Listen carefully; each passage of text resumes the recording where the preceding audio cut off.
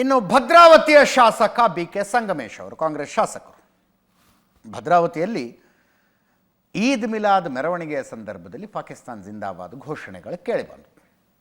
ಈದ್ ಮಿಲಾದ್ನ ಕಾರ್ಯಕ್ರಮವೊಂದರ ವೇದಿಕೆಯ ಮೇಲೆ ನಿಂತು ಭಾಷಣ ಮಾಡುವಾಗ ಮುಂದಿನ ಜನ್ಮದಲ್ಲಿ ನಾನು ಮುಸ್ಲಿಮನಾಗಿ ಹುಟ್ಟುವ ಆಸೆ ಅಂತ ಸಂಗಮೇಶ್ ಅವರು ಭಾಷಣ ಮಾಡಿದರು. ಮುಸ್ಲಿಮನಾಗಿ ಅಂತನೂ ಅಲ್ಲ, ಅದು ಸಾಬರಾಗಿ ಹುಟ್ಟುವ ಆಸೆ ನಮಗೆ ಅಂತ, ಸಾಬರಾಗಿ ಹುಟ್ಟಬೇಕು ಅಂತ. ಅದಕ್ಕೆ ಅದು ಸಾಕಷ್ಟು ಚರ್ಚೆ ಆಯ್ತದು. ಬಿ ಜೆ ಪಿಯವರು ಹೇಳಿದ್ರು, ಮುಂದಿನ ಜನ್ಮದ ತನಕ ಯಾಕೆ ಕಾಯ್ತೀರಿ, ಇಸ್ಲಾಂನಲ್ಲಿ ಮುಂದಿನ ಜನ್ಮ ಹಿಂದಿನ ಜನ್ಮ ಅಂತೆಲ್ಲ ಇಲ್ಲ, ಇರೋದು ಒಂದೇ ಜನ್ಮ, ಇದೇ ಜನ್ಮದಲ್ಲ ಕನ್ವರ್ಟ್ ಆಗಿಬಿಡಿ ಅಂದರು. ಒಬ್ಬ ಮುಸ್ಲಿಂ ಮುಖಂಡರ ಹೇಳಿಕೆ ಭಾಳ ವೈರಲ್ ಆಗಿದೆ.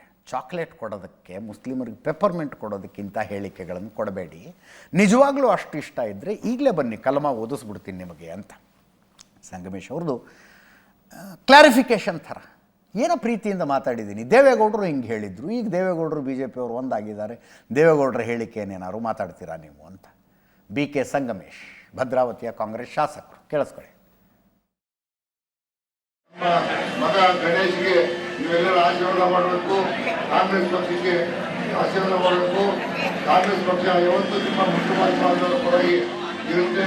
ನಮ್ಮ ಕುಟುಂಬದ ಮೋಹನಣ್ಣ, ಜಗಣ್ಣ, ಶಿವಣ್ಣ, ನಮ್ಮ ಗಣೇಶ್ ಟೀಕು, ನಾವೆಲ್ಲರೂ ಮಧ್ಯರಾತ್ರಿ ಬಂದು ಸೇವೆ ಮಾಡಲಿಕ್ಕೆ ನಿಮ್ಮ ಮನೆಯ ಮಗನಾಗಿ ಈಗಲೂ ನಿಮ್ಮ ಮನೆ ಒಳ್ಳೆ ಸಾವಿರ ಸಂಗನಾಗಿ ಇರ್ತೀನಿ.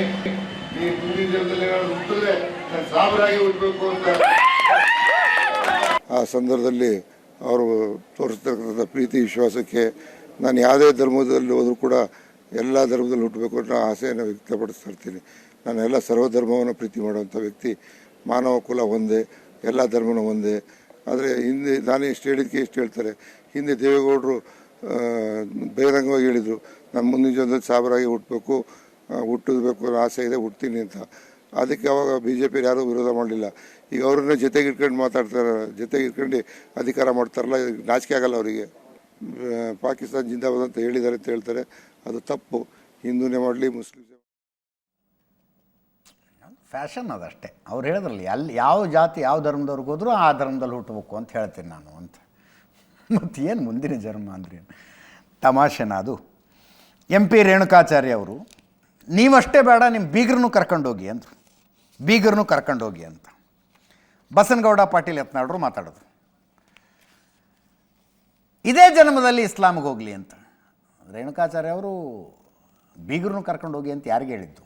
ಲಕ್ಷ್ಮೀ ಹೆಬ್ಬಾಳ್ಕರ್ ಬೀಗ್ರಿ ಇವ್ರಿಗೆ. ನೀವಷ್ಟೇ ಬೇಡ ಅವ್ರನ್ನೂ ಕರ್ಕೊಂಡೋಗಿ ಅಂತ. ಬಸನಗೌಡ ಪಾಟೀಲ್ ಯತ್ನಾಳರು, ಇದೇ ಜನ್ಮದಲ್ಲಿ ಹೋಗ್ಬಿಡಿ, ಸಂಗಮೇಶ್ ಬದಲು ಸಲ್ಮಾನ್ ಅಂತಾನೋ, ಸಂಶುದ್ದೀನ್ ಅಂತಾನೋ, ಖಿಲ್ಜಿ ಅಂತಾನೋ ಹೆಸರು ಇಟ್ಕೊಂಡ್ಬಿಡಿ ಅಂತ. ಕೇಳಿಸ್ಕೊಳ್ಳಿ ಅದನ್ನ. ಕೆಲವರು ಪಾಕಿಸ್ತಾನ್ ಜಿಂದಾಬಾದ್ ಅಂತ ಹೇಳಿ ಕೂಗಿದಾಗ ನಾನು ಹುಟ್ಟಿದ್ರೆ ಮುಂದಿನ ಜನ್ಮದಲ್ಲಿ ಮುಸಲ್ಮಾನಾಗಿ ಹುಡ್ತೀವಿ ಅಂತ ಹೇಳಿದ್ರು. ಅವ್ರೇನ್ ಹೇಳ್ತಾರೆ, ನಮ್ಮ ಕುರಾನಲ್ಲಿ ಮುಂದಿನ ಪುನರ್ಜನ್ಮ ಇಲ್ಲ ಅಂತ ಹೇಳ್ತಾರೆ. ಬರೋದಾದ್ರೆ ಈಗಲೇ ಬಂದ್ಬಿಡು, ನಮ್ಮ ಸಮಾಜಕ್ಕೆ ನಮ್ಮ ಧರ್ಮಕ್ಕಂತ ಸ್ವಾಗತ ಮಾಡ್ತೀವಿ ಅಂತ ಹೇಳ್ತಾರೆ. ಸಂಗಮೇಶ್ವರವರೇ, ನಿಮ್ಗೆ ಹೆಂಗಿದ್ರು ಆಹ್ವಾನ ಬಂದಿದೆ. ರಾಜೀನಾಮೆ ಕೊಟ್ಟು ನಿಮ್ಮ ಹೆಸರು ಬದಲಾವಣೆ ಮಾಡಿಕೊಂಡು ಅವ್ರ ಆಹ್ವಾನ ಕೊಡ್ತಾರಲ್ಲ, ನಿನ್ನ ಜೊತೆಗೆ ನಿಮ್ಮ ಬೀಗರು ಉಳೋದಲ್ಲ, ನಿಮ್ಮ ಸಂಬಂಧಿಕರು, ಆ ಸಂಬಂಧಿಕರನ್ನ ಕರ್ಕೊಂಡು ಅಲ್ಪಸಂಖ್ಯಾತ ಧರ್ಮಕ್ಕೆ ಸೇರ್ಪಡೆಯಾಗ್ರಿ. ನೀವು ಇಲ್ಲಿರ್ಬೇಡ್ರಿ, ನೀವು ಪಾಕಿಸ್ತಾನಕ್ಕೆ ಹೋಗ್ಬೇಕು. ಪಾಕಿಸ್ತಾನ ಜಿಂದಾಬಾದ್ ಅಂತಾರೆ. ಇಂಥವ್ರನ್ನ ಪಾಕಿಸ್ತಾನಕ್ಕೆ ಓಡಿಸಬೇಕು ಈ ಸರ್ಕಾರ. ಎಡೆಮರಿ ಕಟ್ಟೋರ್ ಜೊತೆಗೆ ಕಂಡಲ್ಲಿ ಗುಂಡಿಟ್ಟು ಹೊಡೆದಾಗ ಇವರು ಹಟ್ಟಾಸ ಏನ್ ಮೆರಿತಾರಲ್ಲ, ಇದಕ್ಕೆ ಕಡಿವಾಣ ಆಗ್ತಂಗಾಗತ್ತೆ. ಗುಂಡಿಟ್ಟು ಹೊಡಿಬೇಕು. ಕರ್ನಾಟಕದಲ್ಲಿ ಕಾಂಗ್ರೆಸ್ ಸರ್ಕಾರ, ಸಿದ್ದರಾಮಯ್ಯ ನೇತೃತ್ವ ಸರ್ಕಾರ ಇಲ್ಲ. ಕರ್ನಾಟಕದಲ್ಲಿ ಪಾಕಿಸ್ತಾನ್ ತಾಲಿಬಾನ್ ಸರ್ಕಾರ ಇದೆ. ಇದಕ್ಕೆ ಯಾವ ರೀತಿ ತಕ್ಕ ಪಾಠವನ್ನು ಕಲಿಸಬೇಕಂತೇಳಿ ಈ ರಾಜ್ಯದ ಜನ ಕಾಯ್ತಾರೆ. ಮುಂದಿನ ಜನ್ಮ ಅದು ಇಸ್ಲಾಂದಾಗ ಇಲ್ರಿ. ದಯವಿಟ್ಟು ಸಂಗಮೇಶ್ ಅವರೇ ಆದಷ್ಟು ಬೇಗನೆ ಇಸ್ಲಾಮಕ್ಕೆ ಹೋಗ್ಬಿಟ್ರಿ. ಸಂಗಮೇಶ ಸಲಾವುದ್ದೀನ್ ಖಿಲ್ಜಿ ಅಂತ ಮಾಡ್ಕೊಳ್ಳಿ, ಸಲ್ಮಾನ್ ಖಾನ್ ಅಂತ ಮಾಡ್ಕೊಳ್ಳಿ, ಶಂಸುದ್ದೀನ್ ಪಟೇಲ್ ಅಂತ ಮಾಡ್ಕೊಳ್ಳಿ, ಆ ಮಗ ಬೇಡ. ಅದಕ್ಕೆ ದಯವಿಟ್ಟು ಸಂಗಮೇಶ್ವರವರು ಮುಂದಿನ ಜನ್ಮ ಇದ್ರೆ ನಾವು ಹೋಗ್ತೀವಿ, ಮುಂದಿನ ಜನ್ಮ ಇದ್ರೆ ಹೋಗ್ತೀವಿ. ಸಿದ್ದರಾಮಯ್ಯನವ್ರೆ ಅಟ್ಯಾಕ್ ಶಾಂತಿ, ನೀವು ಹೋಗ್ಬಿಡ್ರಿ.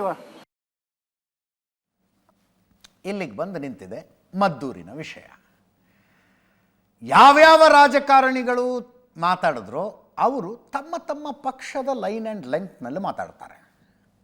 ಜೊತೆಗೆ ಮತಗಳ ಲೆಕ್ಕಾಚಾರ ಒಂದಿರುತ್ತೆ. ಹಿಂಗೆ ಮಾತಾಡಿದ್ರೆ ಆ ಓಟು, ಹಂಗೆ ಮಾತಾಡಿದ್ರೆ ಇಷ್ಟು ಓಟು, ಮುಂದಿನ ಚುನಾವಣೆ. ಅಂತಿಮವಾಗಿ ಬೇಕಾಗಿರೋದು ಸೌಹಾರ್ದ. ಆ ಸೌಹಾರ್ದ ಬರುವುದಕ್ಕೆ ಏನು ಮಾಡಬೇಕು ಅಂದರೆ ರಿಯಲ್ ಇಶ್ಯೂ ಅರ್ಥ ಮಾಡ್ಕೋಬೇಕು. ತಿಪ್ಪೆ ಸಾರಿಸಿ ಹಾಂ ಸಬ್ ಠೀಕೆ ಅನ್ನೋ ಥರ ಹೋಗ್ಬಿಟ್ರೆ ಇದು ರಿಯಲ್ ಇಶ್ಯೂ ಅರ್ಥ ಆಗುವಂಥದ್ದಲ್ಲ. ಅದನ್ನು ಅರ್ಥ ಮಾಡಿಕೊಳ್ಳುವ ಮನಸ್ಸಿರುವ ರಾಜಕಾರಣಿಗಳು ಎಷ್ಟು ಜನ ಇದ್ದಾರೆ?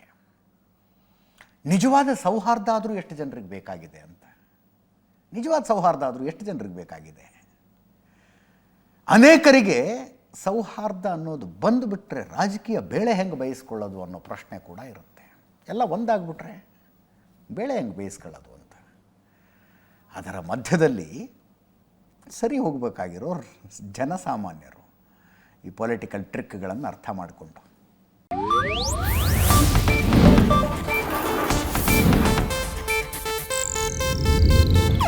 ಇದು ಏಷ್ಯಾನೆಟ್ ನ್ಯೂಸ್ ನೆಟ್ವರ್ಕ್ ಪ್ರಸ್ತುತಿ.